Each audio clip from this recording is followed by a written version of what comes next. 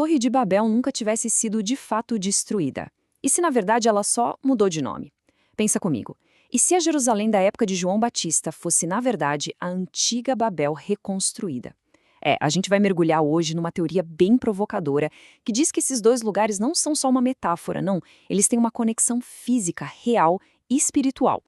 A pergunta que vai guiar a gente é essa. Será que a antiga Babel e a Jerusalém do primeiro século são literalmente o mesmo lugar? Ocupam o mesmo exato ponto de contato entre o céu e a terra? Bom, existe uma linha de pensamento bem radical, chamada teologia de impacto, que afirma que sim. E a chave para entender tudo isso estaria nas visões de ninguém menos que João Batista. Para a gente entender essa lógica, nosso caminho vai ser o seguinte. Primeiro, a gente vai encarar a ideia de Jerusalém como a nova Babel. Depois, vamos ver o que o testemunho de João Batista tem a ver com isso. Aí vamos diferenciar as duas Jerusaléns que aparecem na visão dele, entender como o batismo funciona como um tipo de ensaio para tudo isso. E por fim, a gente vai ter que repensar a história inteira, não mais como uma linha, mas sim como um eixo, vertical. Ok, vamos começar pelo ponto mais bombástico de todos. A base dessa teoria é uma afirmação que muda tudo. A de que Jerusalém é literalmente a continuação física da Torre de Babel. Para entrar nessa conversa, a gente precisa aceitar a regra número 1 do jogo, que é a da teologia de impacto. E a regra é simples, nada de metáforas. Tudo é lido de forma literal, concreta. Se o texto fala de pedra, é pedra. Se fala de muro e de medidas, estamos falando de coisas físicas, não de símbolos. E aqui está a tese, preto no branco. A ideia não é que Jerusalém parece com Babel, ou que simboliza Babel. A ideia é que ela é o que sobrou da torre original, sabe? Reconstruída em cima da mesmíssima fundação. E, segundo essa teoria, não é só um palpite. Existem pontos bem concretos de conexão. A gente está falando da mesma região geográfica, dos mesmos tipos de materiais de construção e, o mais importante, da mesma base, da mesma fundação. E, claro, do mesmíssimo propósito. Criar um acesso direto, vertical, para o céu. Certo. Agora, quem é a testemunha-chave que conecta tudo isso? É aqui que a história dá uma virada surpreendente. De acordo com essa interpretação, o autor do Apocalipse não é o apóstolo João, mas o próprio João Batista, ressuscitado. E essa troca de identidade é fundamental. Pensa bem, colocar João Batista, o último profeta do Antigo Testamento, como o cara que recebe a revelação final, cria uma ponte perfeita entre o Gênesis e o Apocalipse. Para ele, aquilo não seria um monte de símbolos, seria um testemunho ocular de fatos concretos.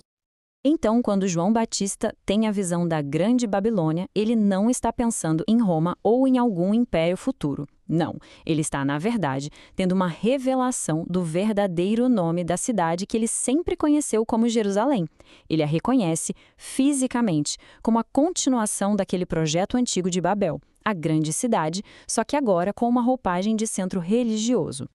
E isso nos leva a um ponto crucial da visão dele. João Batista não vê uma, mas duas cidades, e as duas se chamam Jerusalém. Só que uma foi feita por homens e a outra por Deus.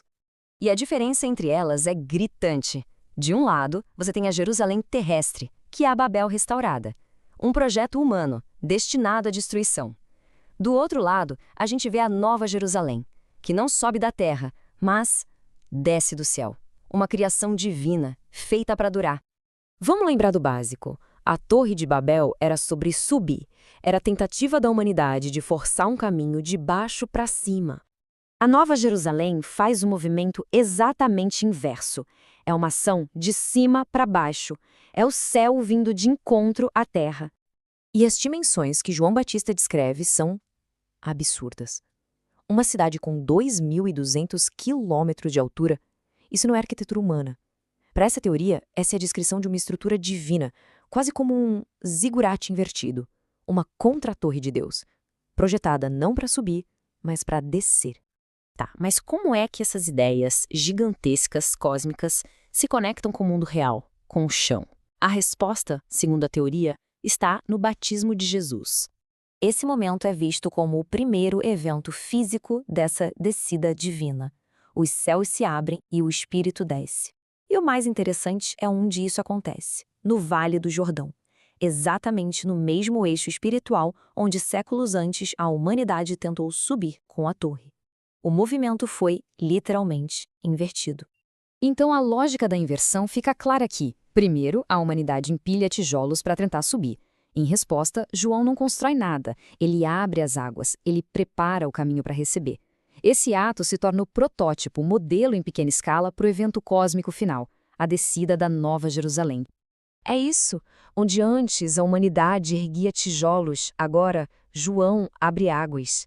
Onde antes subiam torres, agora o Espírito desce, uma inversão perfeita de ações. Bom, vamos então amarrar tudo isso e entender a grande conclusão que a teologia de impacto tira ao olhar a história por essa lente vertical. No fim das contas, o que essa teoria diz é que o Apocalipse fecha o livro que o Gênesis abriu. A Torre da Confusão, que foi interrompida, é finalmente substituída pela Cidade Divina, que desce com as portas abertas. E com isso, a história bíblica deixa de ser uma linha no tempo e se torna um drama vertical. Uma disputa constante entre o subir e o descer, acontecendo sempre no mesmo eixo sagrado. E a gente termina com essa provocação.